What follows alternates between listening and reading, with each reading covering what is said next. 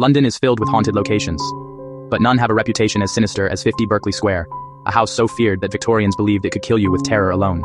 The horror centers on the attic room, a cramped, rotting space where countless visitors reported seeing a slithering, shapeless entity they called the Nameless Horror. Locals claimed that anyone who stayed the night in the attic was found dead, their face frozen into a twisted mask of pure terror, as if they died mid-scream.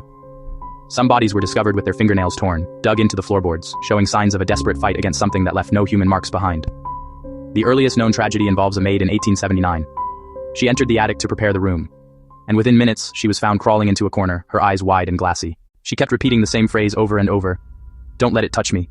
Don't let it touch me." Her mind shattered. She died in an asylum the next morning, never able to explain what she saw.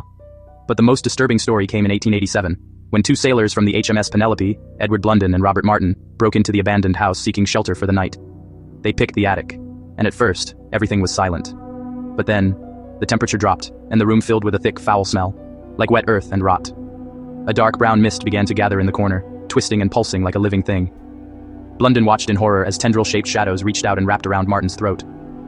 Martin screamed, furniture overturned, the floor shook. Blunden ran for help, returning with a policeman only minutes later. But it was too late. Martin was dead. Some say he was lying on the floor with his face twisted in terror.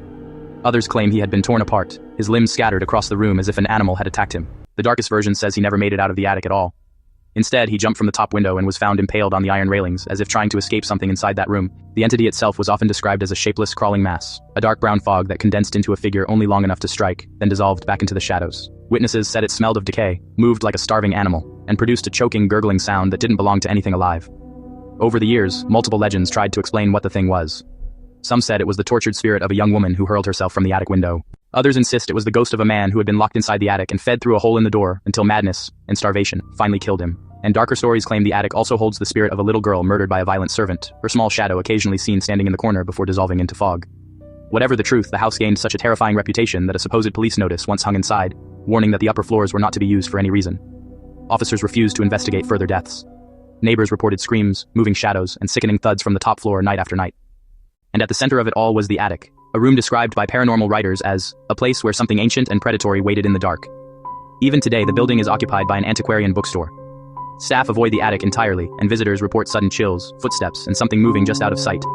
Whether it's a ghost, a demon, or something far older than either, one thing is certain.